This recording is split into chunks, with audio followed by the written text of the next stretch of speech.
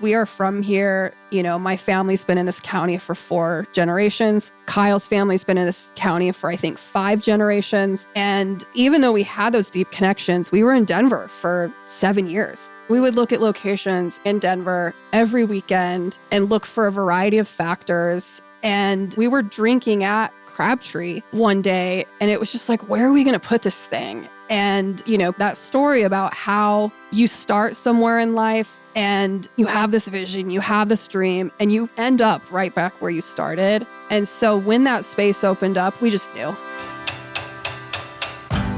From northern Colorado, right there between the rolling plains and the Rocky Mountains, this is the Greeley Business Beat. Just your friendly, neighborly corner booth conversations with the incredible humans behind the businesses and local attractions that make Greeley, well, great. Join us as we dive into stories of the people and places that make up the very fabric of our community. Whether you're Greeley born and raised or just passing through, we promise to pull back the curtains on some of our favorite community gems and introduce you to the neighbors who make this place special. Hi, everyone. I'm Amy Freeland, your host for the Greeley Business Beat, the show where we shine a spotlight on the people, places, and passions that make Greeley, Colorado a vibrant place to work, live, and play. Today, we're capturing the attention of beer buffs and brew enthusiasts. You know who you are, so listen up. Today's Greeley Business Beat has a frothy episode diving into a local treasure that's been making waves in the craft beer scene, none other than Wiley Roots Brewing Company. Listeners, imagine this. You're sipping on a perfectly crafted, barrel-aged beer, the flavors dancing on your palate, and you realize this isn't just a beer, it's an experience. Wiley Roots brings a whole new level of artistry to brewing, and it's something you just have to taste to believe. Founded by the dynamic duo, Kyle and Miranda Carbaugh, Wiley Roots opened its doors in the summer of 2013, and since then, they've been racking up awards like nobody's business. Welcome, Miranda, to the Greeley Business Beat Podcast. Thank you for having me. Okay, so Wiley Roots Brewing. Let's start with the beginning. How did this come about? It's very fascinating in that originally I did not actually drink beer. So my husband was going to school for accounting. I was going to school for business and management at UNC. We graduated. Kyle got an accounting job and then met a friend that talked about homebrewing. He said, I really like craft beer. I've never done this before. This sounds fun. And so why not make my own? Exactly. So then the obsession began, and it started on our stovetop and then moved to the basement. Then it moved to his parents' horse barn. Oh. And it just kind of kept growing and took, a life in and of itself. And this whole time, I'm just being supportive and taking Kyle to breweries and driving and, just learning. And I really did like the craft beer community, but it took a minute for me to actually like beer. But yeah, we just decided to join all the other really cool people in craft beer. And so we technically started our business in 2009, but post 2008 financial crisis. Of course. We were in our early to mid 20s, could not get a loan. So we actually self-financed the brewery. We lived on one income for 5 years. Oh, gosh. And then did the construction ourselves. And then that's when we started the brewery and opened in 2013. So definitely patience. Wow. Okay. So I want to step back just a little bit. You mentioned that you really kind of started in 2009. Was that in the barn? Were folks coming to the barn or? We definitely had a few experimental house parties, if you will. Oh, okay. We'll leave it at that. Yeah. But we had to make recipes, and we had a half barrel system. So we were making, like one keg at a time. Oh. And we would have these parties to, try recipes, see what people thought. And so then we started to get a little bit larger fermenters to see if we could open the brewery on that small of a system. Very quickly found out we could not. Yeah. But yeah, we just kind of started experimenting with different styles of beer, testing it out on, family friends, and it just took off from there. Yes, family friends, always the best victims. And so was the family all for it? Or, you had to kind of grow into it yourself. So how about the fam side of things? Yeah, that's a good question. Kyle's parents definitely have been very supportive in terms of doing construction. helping us out in the tap room. They still help us do maintenance projects. My family has definitely also been supportive, more from the standpoint of they actually don't drink beer, but they have their own business. They have a dairy farm in Weld County. And so, my dad was just available for me to ask questions about steps that we were going through in being an entrepreneur. I think growing up, seeing your family have an entrepreneurial business is one thing, but then, kind of living it is another. So I was definitely able to ask a lot of questions, once we started hiring employees and doing things like that, even though our industries are different. Yeah, definitely. It's always great to have your family support, but they took it kind of to another level as far as like that entrepreneurial kind of spirit and also starting out something new. So I have to ask, Wiley Roots Brewing, where did that come from? Wiley is Kyle's childhood nickname, like Wiley Coyote. Oh. He's a fiery, mischievous redhead. And so he grew up being called Wiley by family members. And then Roots, we actually were going to open as Wiley Brewing Company. Technically, our business name is still Wiley Brewing Company. But probably a month or so before we opened, we filed a trademark. That came back and they said, well, there's another brewery out of state that has a beer that's similar. We can't grant you this trademark. Right. Oh, no. And so, kind of one of our first hurdles was 6 weeks before we're going to open, we have to change our branding. We have to, and it's like, well, I genuinely want to be able to enter other states. Like, let's think ahead. But we didn't have the trademark. So I think just in talking about how we came back to Greeley and back to our roots, that's where Roots came from. That sounds terrifying. Just the idea of, we can't use that name and kind of having to back up 6-7 steps or more to try to redirect. So you've got the name and you said you've made the decision, okay, we're going to open a business. At what point with your brewing or your business plan did you decide we're ready? I think financially we were looking for a certain number and we knew that construction-wise, it was going to be very challenging, even doing it ourselves. We had signed the lease on the space that we're still in. I think Crabtree at that time had moved to the other side of town. Right. And so construction took about 6 months, but I think it was mainly financial. For quite some time, while we were saving money, we were looking for locations. The original goal was I was going to keep my job in Denver. I was in my master's program.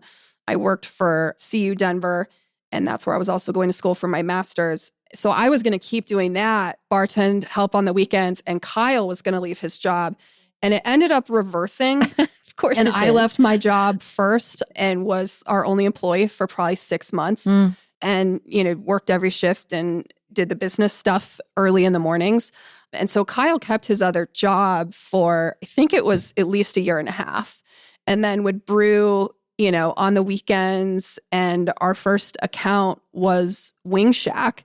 And, Brian just believed in us and didn't even know us and just said, yeah, absolutely. Like, I believe in local, like, let's give you a shot. Yeah. And so our first account was Wing Shack on 65th. Awesome. And we got Super 77 wheat, which was one of the first beers that we made, into Wing Shack. Well, that was one of the questions I was going to ask you was what one of your first beers, like successful beers, was that you were brewing? Definitely the Super 77 wheat, which on my end has a pretty emotional, sentimental beat to it.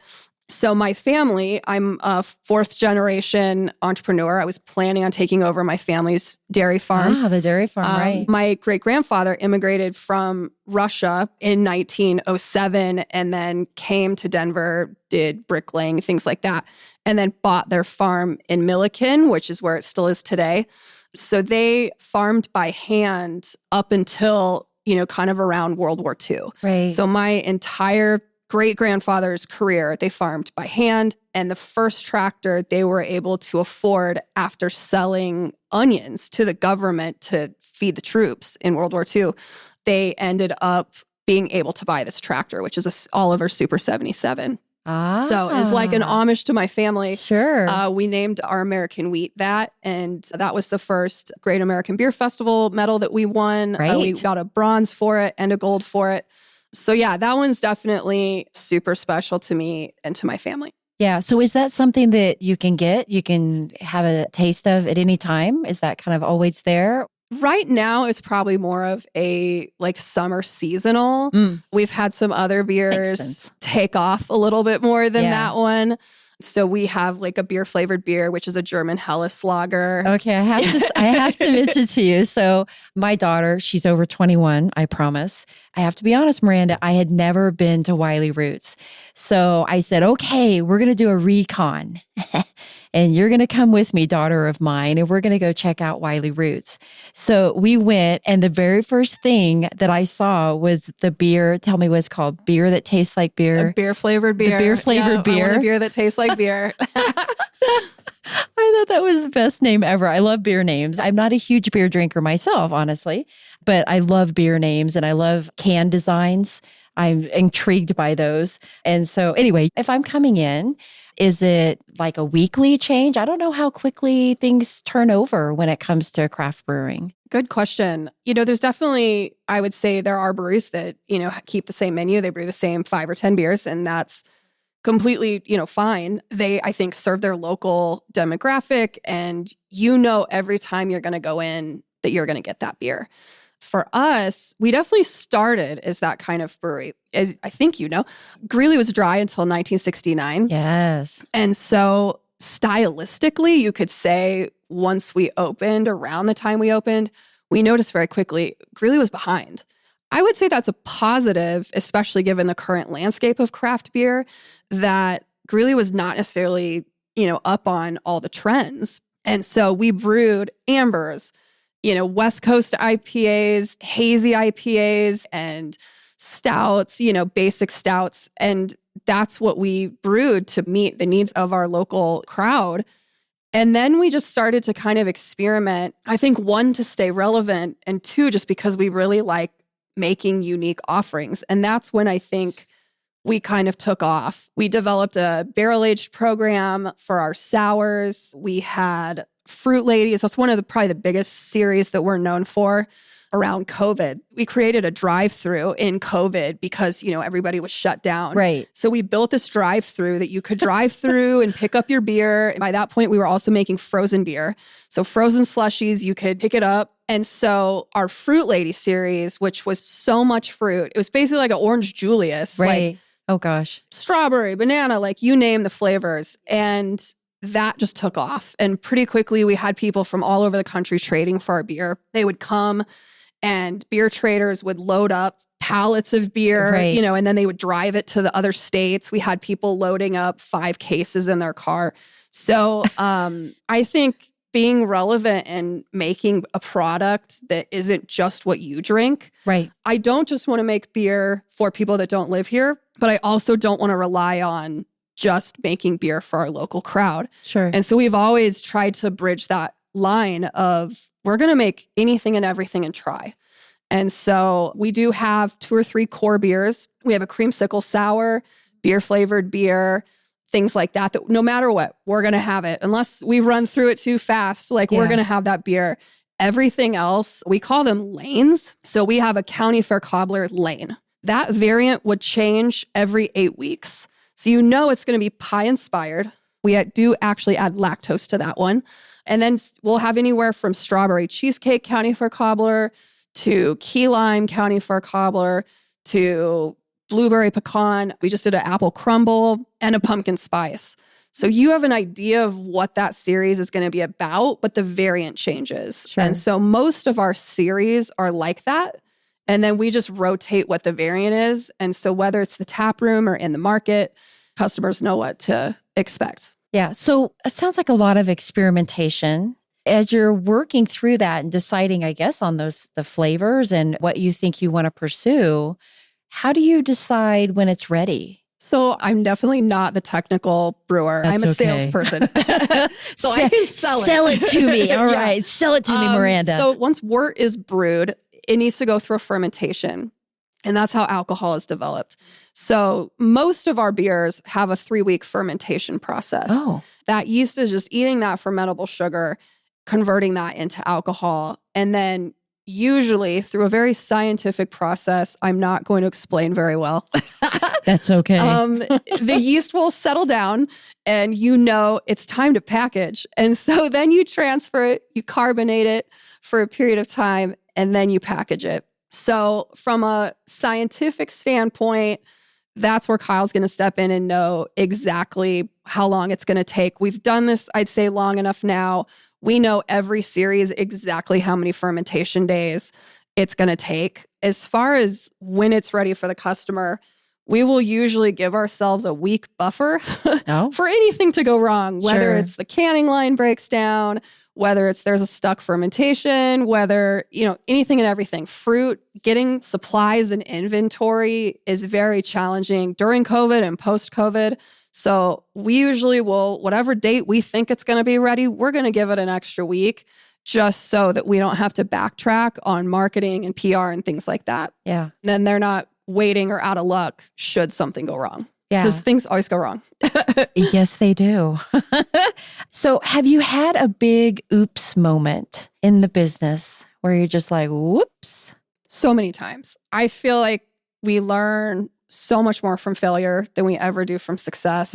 And I have failed so many times. And you learn like what you're made of. I'll say one of the most recent bad decisions that I made, we had bought these tanks to grow, and our distributor had kind of signed up for them, and we're growing with these tanks, and we're in the process of standing them up, getting them ready to go for beer. And there were 3 or 4 that were left. And around that time, post-COVID, our industry started to change and people stopped drinking as much. And at that moment in time, it was clear we were not going to use these tanks. And probably the best business decision would have been to sell them.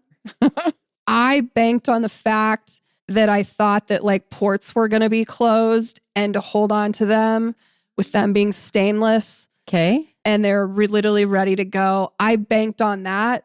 And so we still have them. We're still trying to sell them.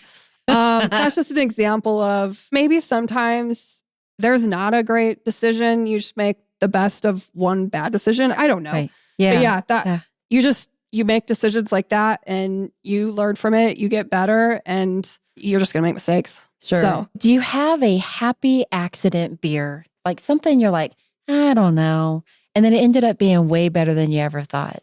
Yeah, we had a sour program, a mixed fermentation program, and Kyle ended up discovering this yeast strain that was just accidentally started re-fermenting something. And then that yeast strain, we ended up winning a medal for our Funkyo Couch series. So he was able to develop it, and it was a proprietary yeast strain. And that was literally just from beer sitting in a conical little fermenter, and it just happened. Oh, that had to have been exciting. It was. And maybe a little scary. I was like, how do we save this and bottle it up? So that's awesome. So going back to that kind of entrepreneurial part of it and building the business, why Greeley? Why did you decide to land here? I mean, you could have gone anywhere. You could have been in Milliken where the farm was. So you came back. What brought you here? We are from here. My family's been in this county for 4 generations. Kyle's family's been in this county for, I think, 5 generations. Wow. So even though we had those deep connections, we were in Denver for 7 years. Right. We were looking in Denver, but we had plenty of time as we were saving money to look everywhere. And we would look at locations every weekend and look for a variety of factors. And it just, I don't know. I think we were drinking at Crabtree one day, and it was just like, where are we going to put this thing? And, that story about how you start somewhere in life and you have this vision, you have this dream, and you end up right back where you started. And so when that space opened up, we just knew. So full confession here, I went on your Facebook page. Okay. And I began to scroll. And as I'm scrolling, I'm like, whoa, look at all this stuff. You have so many things that are happening above and beyond just the beer. So tell us a little bit about how you're doing things for the community. I saw car shows and I saw yoga and all kinds of things. So talk a little bit about that. I think genuinely we want to offer a wide variety of interesting things with the space that we have. That being said, I also think that making good beer isn't enough anymore. Like you have to have another reason for people to come out. So whether it's a book club or we have our Chris Kindle markets coming up, I think it's our 3rd or 4th year, and we have 40 plus vendors. There has to be something else in addition to that product because it is cheaper for you to drink it at home. Yeah. Even our product is cheaper for you to sit on your couch at home than drive and come into our space. So therefore, our space has to be compelling. It has to be exciting. Just going after work. Yes, people do still do that, but they also want exciting, fun events. Sure. And we're trying to create those. Yeah. So if I was thinking about starting a business of my own, and it may be, Wiley Roots too, or something of that nature, what kind of advice would you give them about opening a business and starting in Greeley? One of the hardest things I've had to learn is so little time that you spend in running a business will be making the actual thing you got into business for. That's a big hurdle to overcome. And, you do everything. You have to do everything. So whether I'm great at marketing or not, I still have to do it. I still have to learn. Sure. So it is definitely the most challenging thing I think I've ever done in my life. It has pushed me beyond anything I've ever done. I was very shy, very introverted, and here I am doing a podcast. That's right. So and she's not acting shy at all. I'm not shy. Yeah, I think just being really passionate about what you're doing helps. You can't fake authenticity. You just can't. And, to have this product that we really believe in, it's refreshing. It's refreshing for people to know that it's made locally, to know that what we have is authentic. We're in a world of things that are not authentic. So I think that resonates with people. Love that. Okay, here's my bizarre question for you. What's with the cat? Oh, Midnight. Yes, I'm so happy. I literally wrote down Midnight.